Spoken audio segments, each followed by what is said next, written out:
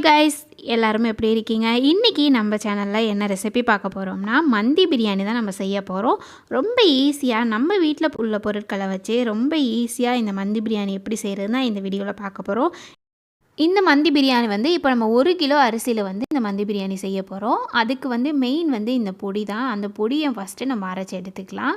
அதுக்கு நான் என்னென்ன எடுத்திருக்கேன்னா 1 ஸ்பூன் மிளகு, 2 ஸ்பூன் மல்லி, 2 லெமனு, 1 பிரியாணி இலை, 5 கிராம்பு, 5 ஏலக்காய், 3 துண்டு பட்டை, 1 ஸ்பூன் ஜீரகம் இது எடுத்திருக்கேன். லெமன் நல்லா காஞ்ச லெமனாக எடுத்துக்கோங்க.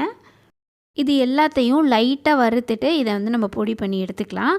இது கூட நம்ம 1 லெமனை உடச்சி அதில் உள்ள விதையை எடுத்துகிட்டு நம்ம இது கூட சேர்த்து அரைச்சிக்கணும். இப்போ நம்ம மந்தி மசாலா அரைச்சி முடிச்சாச்சு. இந்த பிரியாணிக்கு இந்த மசாலா தான் மெயின்.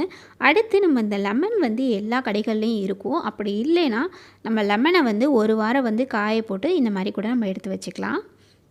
நம்ம பொடி அரைச்சி எடுத்தாச்சு. அடுத்து இதுக்கு 3 வெங்காயம், 3 தக்காளி, 9 பச்சை மிளகா, மல்லி புதினா அலசி வச்சுருக்கேன். இதுக்கு நம்ம காரத்துக்கு நம்ம மிளகாத்தூள்லாம் போடுறது கிடையாது. அதனால் பச்சை மிளகா கொஞ்சம் கூடவே போட்டுக்கோங்க. வெங்காயம் தக்காளி இவ்வளோ போதும். நம்ம பிரியாணி அளவுக்கு நிறையா போடணும் கிடையாது. 1 கிலோ அரிசிக்கு இவ்வளோ வெங்காயம் தக்காளி போதும். சிக்கனை நம்ம ஃபஸ்ட்டே பரட்டி வச்சாச்சு. நல்லா சிக்கன் ஊறணும், அப்போ தான் நல்லாயிருக்கும். இதில் என்னென்ன மசாலாலாம் போட்டிருக்கேன்னா மந்தி பொடியில் நம்ம அரைச்சோம்ல அந்த பொடியில் பாதி பொடி இதில் சேர்த்துக்கோங்க, பாதி பொடி பிரியாணிக்கு சேர்த்துக்கணும். அடுத்து நம்ம லெமன் ஊற்றிருக்கோம், தயிர், இஞ்சி பூண்டு பேஸ்ட்டு, சிக்கன் பொடி, சால்ட்டு இது சேர்த்து நம்ம பரட்டி வச்சுருக்கோம். அடுத்து நம்ம 1 கிலோ பாஸ்மதி அரிசி வச்சு நம்ம ஊற வச்சு வச்சுருக்கோம். அரிசியை நல்லா ஊறணும், அதனால் ஃபஸ்ட்டே நீங்கள் ஊற வச்சுருங்க. இப்போ நம்ம அடுப்பில் சட்டியை வச்சுட்டு நம்ம பிரியாணிக்கு மாதிரியே எண்ணெயும் நெய்யும் ஊற்றிக்கோங்க. நீங்கள் எவ்வளோ 1 கிலோவுக்கு ஊற்றுவீங்களோ அந்த மாதிரி ஊற்றிக்கோங்க. பிரியாணிக்கு மாதிரியே தான். இதில் பட்டை, கிராம்பு, ஏலக்காய், கொஞ்சோன்னு மிளகு சேர்த்துக்கோங்க, கொஞ்சோன்னு மல்லி இதை போட்டுக்கலாம். கொஞ்சமாக சேர்த்தா போதும். கடைகளில் நிறையா சேர்ப்பாங்க. நம்ம வீட்டில் சாப்பிட்றதுனால அதெல்லாம் நம்ம கொஞ்சமாக சேர்த்துட்டா போதும். பசங்களாம் அதை பிறக்கி சாப்பிட மாட்டாங்க. அதனால் கொஞ்சமாக வாசத்துக்கு மட்டும் நம்ம கொஞ்சமாக சேர்த்துக்கலாம். அடுத்து இதில் கொஞ்சம் நான் முந்திரி பருப்பு சேர்த்துருக்கேன். அடுத்து அந்த காஞ்ச லெமனில் 1 லெமனை இதில் நம்ம போட்டுக்கலாம்.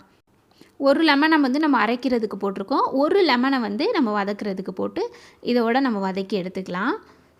அடுத்து நம்ம பச்சை மிளகா, அந்த மல்லி புதினா எல்லாத்தையும் அதிலே போட்டு நம்ம வதக்கி எடுத்துக்கலாம். நல்லா பச்சை வாடை போகிற அளவுக்கு நல்லா வதக்கி எடுத்துருங்க. வெங்காயம் ரொம்ப செவக்கணும்னு கிடையாது, இந்த அளவுக்கு செவந்தா போதும். அடுத்து நம்ம இந்த மந்தி மசாலா மிச்சம் இருக்க மசாலாவை இதில் சேர்த்துக்கலாம். கொஞ்சோன்னு மஞ்சத்தூள் இதில் சேர்த்துக்குவோம். அடுத்து இது கூட நம்ம வதங்கினதுக்கப்புறம் இஞ்சி பூண்டு பேஸ்ட்டு சேர்த்துக்கலாம். அடுத்து நம்ம 1 கப்பு தயிர் ஊற்றிருக்கேன். இதை நல்லா வதக்கிக்கலாம். அடுத்து நம்ம இதில் உப்பு சேர்த்துக்கலாம். இஞ்சி பூண்டு பேஸ்ட் அளவு நம்ம 1 கிலோ பிரியாணிக்கு நீங்கள் எவ்வளோ போடுவீங்களோ அதோட கொஞ்சம் கம்மியாகவே போட்டுக்கோங்க. ஏன்னா நம்ம இதில் சிக்கன் நம்ம தனியாக தான் வறுத்து வைக்க போகிறோம், இதில் போட போகிறது கிடையாது. அதனால நம்ம அவ்வளோ போட வேணாம், கொஞ்சம் கம்மியாகவே இதில் போட்டுக்கோங்க. இப்போ நம்ம அந்த 1 கிலோ அரிசிக்கு தேவையான அளவுக்கு நம்ம தண்ணி ஊற்றிக்கலாம். இப்போ படியில் அளந்து தான் ஊற்றிருக்கோம். 1 படி அரிசிக்கு 1 கிலோ படியில் 1 படி அரிசிக்கு 2 படி தண்ணி நம்ம ஊற்றிருக்கோம். இப்போ நம்ம லைட்டாக அப்படி முறை கூட்டி வரும்போதே நம்ம அரிசியை அதில் போட்டுடலாம்.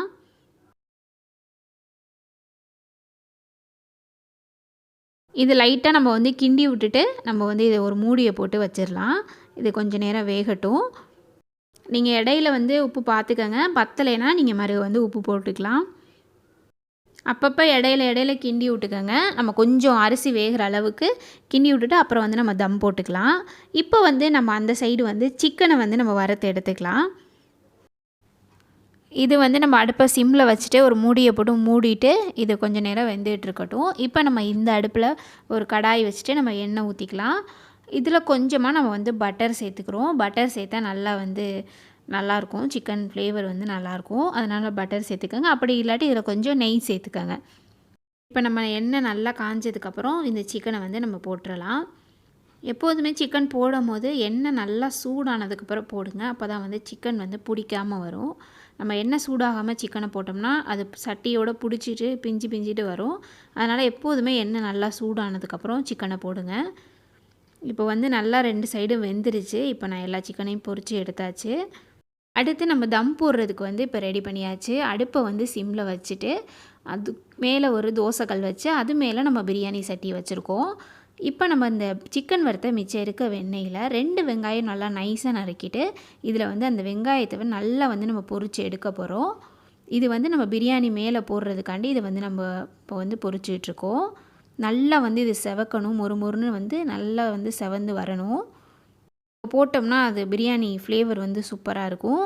இப்போ நல்லா செவந்து வந்துருச்சு. இப்போ இது மேலே மல்லித்தழை கொஞ்சம் தூவிட்டு இந்த வெங்காயத்தையும் அது மேலே நம்ம போட்டு அந்த எண்ணெயும் அதில் வந்து நம்ம கொஞ்சம் ஊற்றி விட்ருவோம்.